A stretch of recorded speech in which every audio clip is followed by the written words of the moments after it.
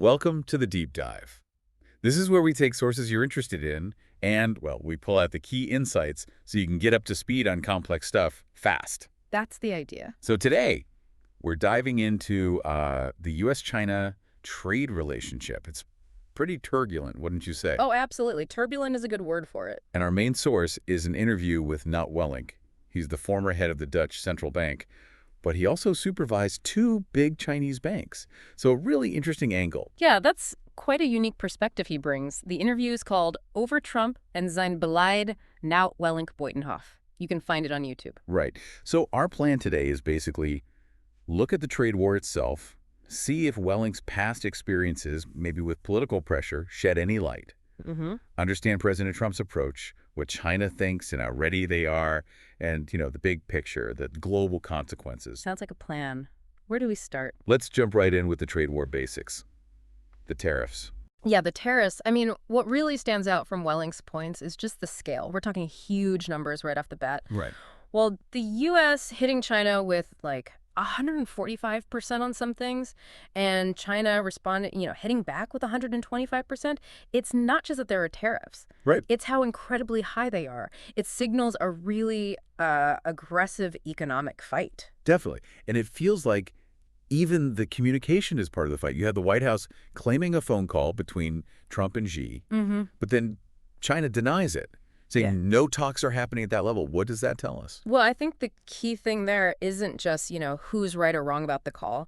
It points to this massive level of distrust. Yeah. Maybe even a total breakdown in communication at the top. And when you have that, trying to fix things to de-escalate, it's incredibly difficult. You can't even agree on whether you spoke.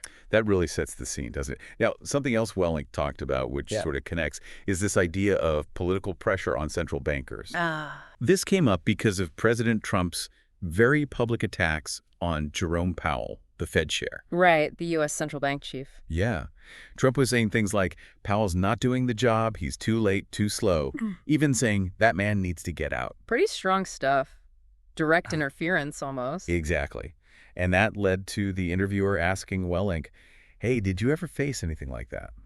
And he had a story, didn't he? He mentioned apparently Minister President Root, though Wellink was quick to say it wasn't actually Root. Okay. Was reported to have said some critical things about him, calling him a dwell, I think, saying he made mistakes, was slow, they wanted him gone. Wow.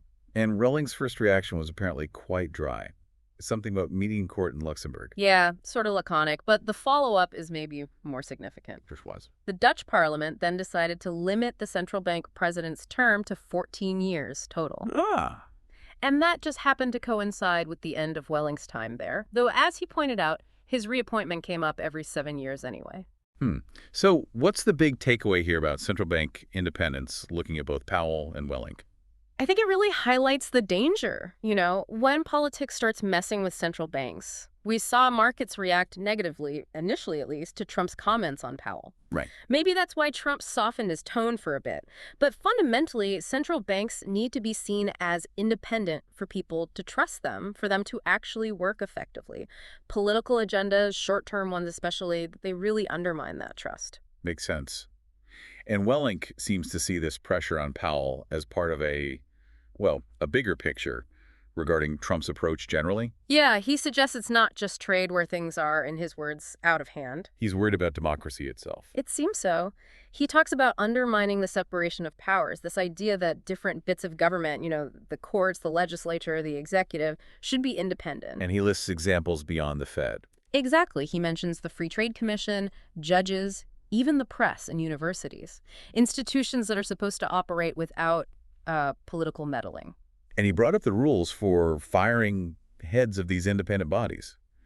Normally, you need a well-founded reason, right? Yes.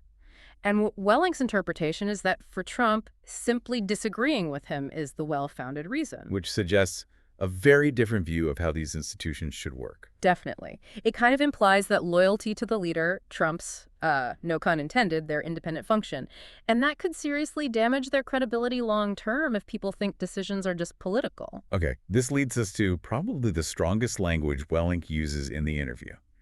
He doesn't just call Trump a tough negotiator. No, he uses much stronger terms. He calls him an economic and political terrorist, right from the start. That's quite something. Let's unpack that. Yeah. Economic tariffs first in the context of the trade war. What does he mean? Well, he doesn't give a checklist exactly.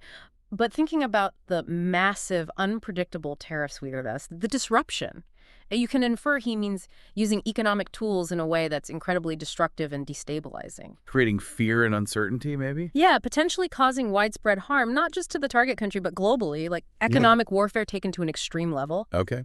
And then political terrorists. What's the example he gives there? That one he's very specific about. He points to the suspension of U.S. aid funding, specifically mentioning U.S. aids. The program fighting AIDS globally. Exactly, particularly in Africa. Wellink argues that suddenly stopping that funding, even for 90 days without thinking about the immediate human impact.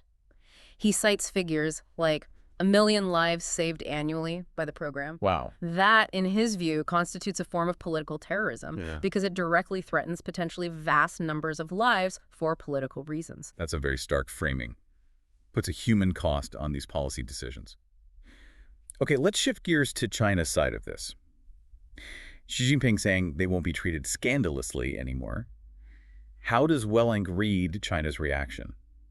Well, based on his experience, actually working with Chinese banks, he sees their reaction as, frankly, predictable. No, surprising to him. Not at all. He emphasizes that China wasn't caught off guard. They've been watching U.S. policy, anticipating these kinds of moves for a while. And preparing. Yeah. He mentioned they were actively shifting trade away from the U.S., working on their own tech. Precisely. He said they even set up special working groups before Trump was elected. Really? Yeah, dedicated teams to figure out what a Trump administration might do and how China should prepare for it. Proactive planning. That's quite telling. And Welling also mentioned the 2020 trade deal wasn't really implemented. What does that signal from his perspective? It probably just reinforces China's distrust, Maybe a feeling that deals made with one U.S. administration aren't reliable long-term. It makes future talks even harder. And didn't Welling also say that someone within the U.S. administration admitted their own policies were becoming unsustainable? I think you mentioned the finance minister. Yes, that's right. That kind of internal admission, if true, is significant. It suggests even those running the policy recognized it was causing problems, perhaps for American businesses and consumers, too. A sign that maybe the strategy wasn't working as intended. Could be. Or at least that the costs were mounting up significantly. So looking ahead, if this doesn't get resolved, what are the wider risks Welling sees? What about Europe, for instance? He doesn't dwell too much on Europe specifically in this bit, but he raises a much bigger, much scarier possibility. Which is? The risk of this escalating beyond trade into actual military conflict. Seriously. Yeah. He points out that wars often don't start intentionally, but from accidents, miscalculations, and just a dangerous buildup of hostility and nationalism. That's his real fear here. That is sobering. And he gave those tariff numbers, again, 145%, even 245% on some things. Plus that double tax issue for U.S. firms in China. Right, taxed on parts going in, taxed again on finished goods coming out. What does that specific detail tell us about the U.S. approach in Welling's view? It really feeds into his assessment of complete disorganization on the U.S. side regarding trade. Like they didn't think it through. Potentially.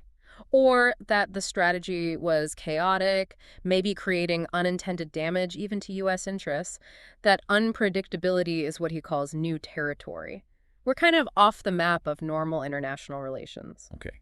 Now, towards the end, Welling circles back to China's position, suggesting they might have some long-term advantages. He still says there are no real winners, though. Correct. No winners. But he does think China has been making some very deliberate long-term preparations for potentially decoupling economically from the U.S. What kind of preparations? One huge area he flags is rare earth minerals. The stuff needed for all our tech. Phones, batteries, military gear. Exactly. China absolutely dominates the global supply, and Welling says they've started restricting exports of these materials to the U.S. Cutting off the supply. Effectively, yeah. And the big question he poses is, how long can U.S. industry cope without them? Are there alternatives? Stockpiles? Well, he acknowledges the U.S. is looking for other sources, maybe in Asia, and they likely have some stockpiles. But he observed back in 2021, 2022, that China seemed very patient. They see these minerals as a powerful weapon, a strategic lever. And China took other steps, too. Yeah, he mentioned they nationalized a key part of the rare earth industry, basically tightening their grip. So cementing control. Exactly. So Welling's conclusion is pretty stark. China saw this coming. They prepared for it strategically, even though he stresses It's damaging for them, too. It's not painless. Right. Okay, so let's try and wrap this up. We've covered quite a bit the sheer intensity of the trade tensions, the political heat on central banks, Uh-huh. The different ways the U.S. and China are approaching this whole thing, their strategies, or maybe lack thereof in some cases. and the potential global fallout, which Welling clearly thinks could be really significant, even dangerous. And his core point, worth repeating, is that nobody really wins this kind of conflict. Both sides end up paying a heavy price. Definitely. Which brings us to a final thought for you, listening. New Welling used incredibly strong language, economic and political terrorism, to describe the actions of a world leader. Yeah, that's not language you hear every day in this context. So think about what that implies. What does it suggest about where we are in international relations right now if an experienced fighter like Welling feels that's the right description? And what could the consequences be down the line of thinking and talking about global politics in those terms, especially when things feel so unstable already? Definitely something to chew on. It is. Thanks for joining us for this deep dive.